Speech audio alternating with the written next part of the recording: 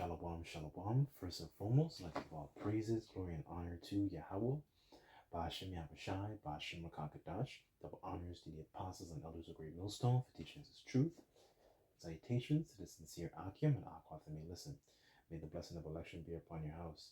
My name is Brother Raquai. I'm back in here with another quick lesson. And for today's lesson, I'm going to be going through a little bit more in this book. It's called Black Indians by William Loren Katz, right? So I'm just going to be jumping around in a couple paragraphs here and going more into how would you call it, the atrocities of Esau, right? And the so-called racism, right? That, we know presently to this day, right? So without further ado, okay, this is page 109, chapter 8. So it says so I just want to read a couple excerpts here, and I want to interject, and Yahweh Rataza, always, hopefully this lesson may be edifying, right? So here it says, on both the Northern and Southern American continents, Europeans enslaved Africans and Native Americans to pile up profits in the shortest possible time.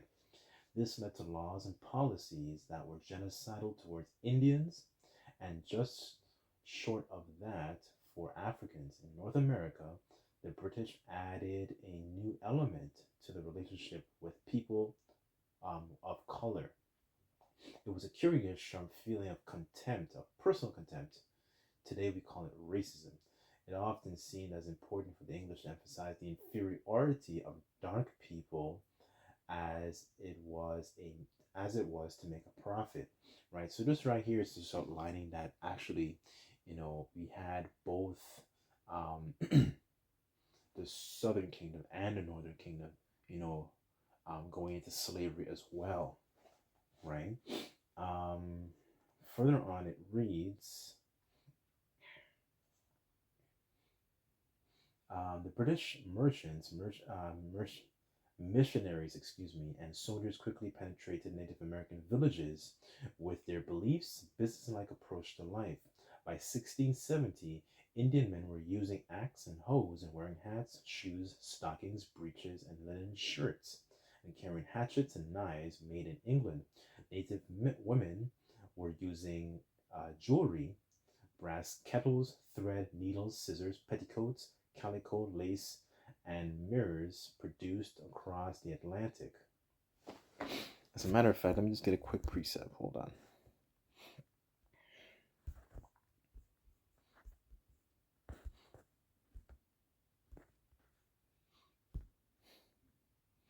Okay, this is Deuteronomy chapter 28, verse 48. It says, therefore thou shalt serve thine enemies, which the Lord Yahweh shall send against thee in hunger and in thirst and in nakedness and in want of all things. And he shall put a yoke of iron upon thy neck until he hath destroyed thee. So here, clearly outlining that our people, one of the curses that fell upon us as a people was the fact that we would have to go to these other nations for the want of all things. We wouldn't have anything of our own, right? And that is something that you see played out today. For example, there's a Jake woman I normally talk to at my workplace, and she's from Guyana. And one of the common things that plagues our people, it's crazy, is that a lot of these countries, especially in the Caribbean, for example, there are blessed to have natural resources, but natural resources, none of it belongs to them.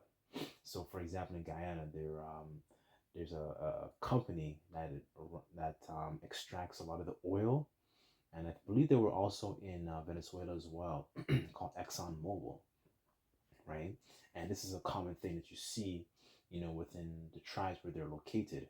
They might be blessed to have different different natural resources, but we don't have the ownership of owning these things. So we would have to go to these other nations to get these things, right?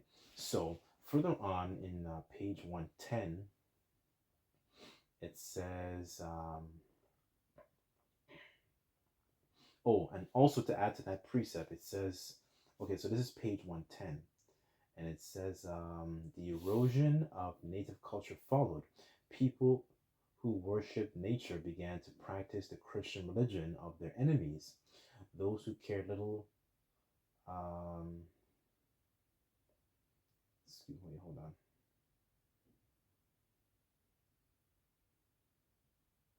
Okay, here it says those who cared little for private gain and practiced cooperation in economic life were taught everything has a price.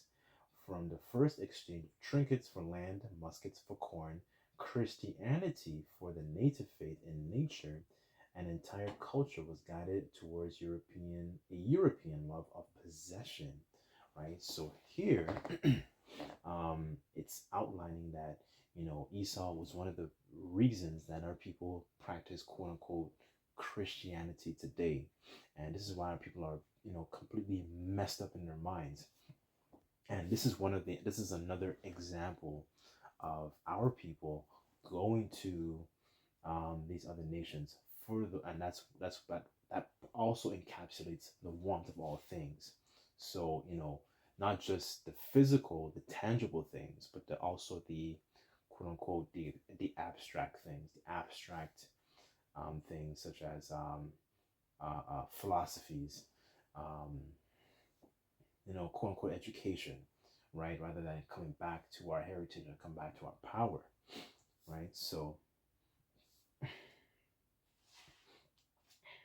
further on, let me just, is another point I wanted to get as well.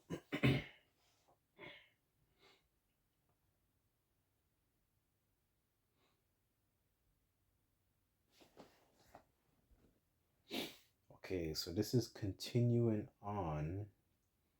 This is page 113. Here it says, before Indians were eased out of the slave system, they had lived and married with African slaves, and a produced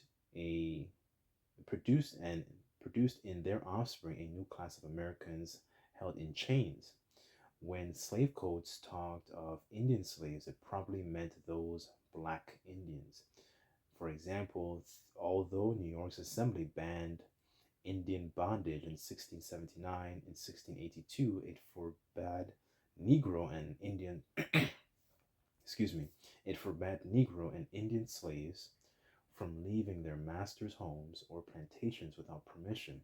The next year, the assembly denied Negro or Indian slaves from anywhere together in groups of four or more or being armed with guns, swords, clubs, staves, or any kind of weapon.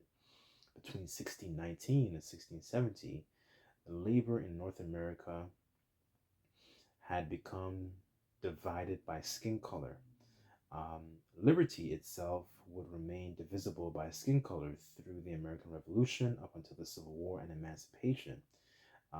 This division kept working people in America from uniting against the unjust labor system, right? So this is one of the points I really wanted to bring out because prior to this and prior to Esau actually coming, setting foot in America, you had instances of, you know, um, so-called Negroes and so-called um, Seminoles and Gadites, so-called Native Americans. They were mingling amongst each other, and one of the things that they did was, they didn't. There was no emphasis on skin color, right? And until Esau really began to actually try and essentially divide and conquer them, and try and pit them against each other, right? He put out a bunch of unrighteous decrees. As a matter of fact,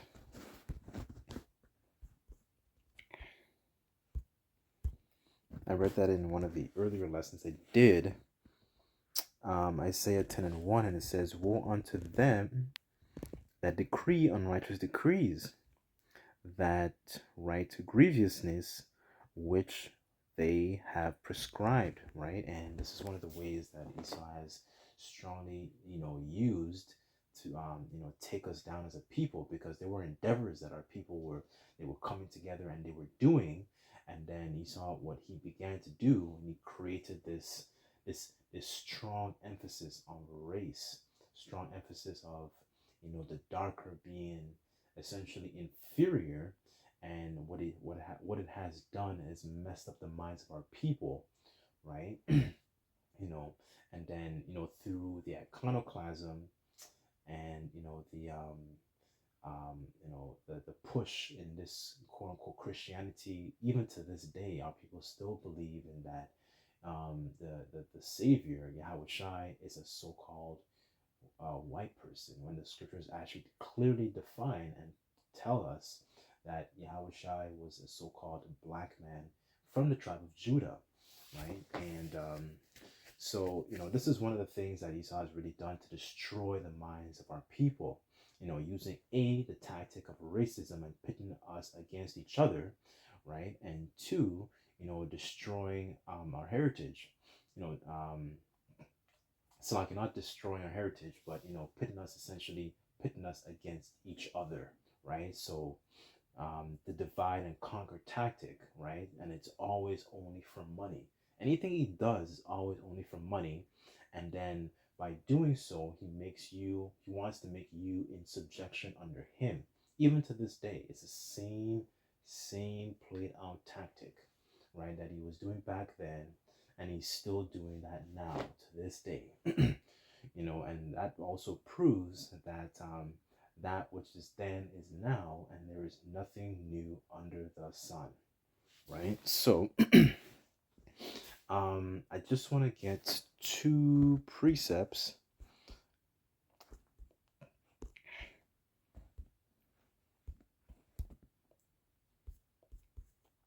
Okay, 2 Corinthians 10 verse 3.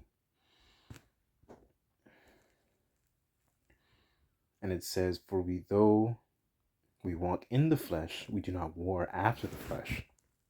For the weapons of our warfare are not carnal, but mighty through the Most High Yahweh, Bashem Yahushai, to the pulling down of strongholds, casting down imaginations and every high thing that exalteth itself against the knowledge of the Most High, and bring into captivity every thought to the obedience of Mashiach Yahushai." And one of the reasons I wanted to bring this out was this is one of the weapons that we, this is one of the strongholds, excuse me, that we strongly try to fight against, right? This quote unquote racism, because this did not exist, right? This is something that Esau has created and has fabricated and has used to keep, us tribes essentially divided, especially, um, the northern kingdom and the southern kingdom, right? And there's a strong, even to this day, there's a strong emphasis and strong hatred amongst each other. But then again, that's also one of the curses that fell upon us as a people, where we would have an evil eye towards our brethren, right?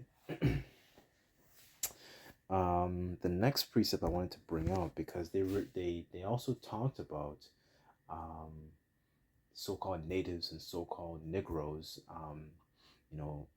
understanding that they had a common enemy, and at the same time, they understand they were both being put into slavery. So let's get that.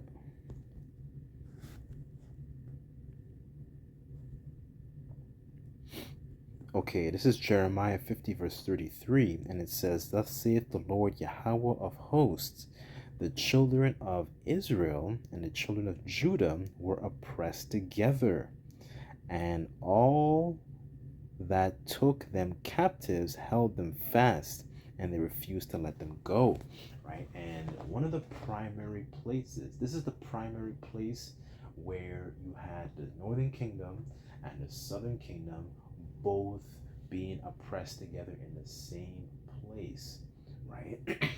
Right? And primarily in America, because we have been split up ever since the time of Solomon, since his kingdom, right?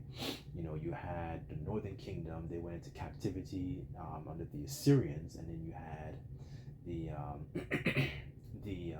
the southern kingdom, they went into captivity under the Babylonians, right? When you get kings and so on and so forth, right? Right? And ever since then, we've been split up, right? So and then back now, they were reunited, and we're slowly through the power of this word, we're that tabernacle of David is being built back up, right, in these days, right? And that starts with the rock of the rock being Yahweh Shai, right? So I don't really have any more I want to discuss here. I want to split up a little bit. As a matter of fact, I'll just read this last excerpt here. And this is page 115. It says, British colonists tried to play one dark race against the other on the southern frontier. The Maryland Assembly in 1676 offered Indians rewards for recapturing slave runaways. In South Carolina in 1708, 5,280 European settlers tried to watch over 2,900 Africans and 1,400 Indian slaves, right? So there were instances where they were kind of pitted against each other, right? But there is, I guess one of the common themes I wanted to bring out in this particular lesson is the fact that, this quote unquote racism and this emphasis on skin color is something that Esau has created, and that still plays out to this day, right? Because this is not the way and the mentality of how our people, even though they didn't have the full breadth and the understanding of who they were, there was no strong emphasis of race, strong emphasis of skin color, right? Quote unquote, lighter skin being superior and darker skin being inferior, right? That is something that Esau has conjured up, right? And we're through the power and spirit of Yahweh Shai, we're tearing those things down, right? So I guess I'll end off with this one precept, and it says, Micah 2:1, and woe unto them that devise iniquity and work evil upon their beds. When the morning is light, they practice it because it is in the power to do, because it is in the power of their hand. Verse 2, they covet fields and take them by violence, and their houses and take them away.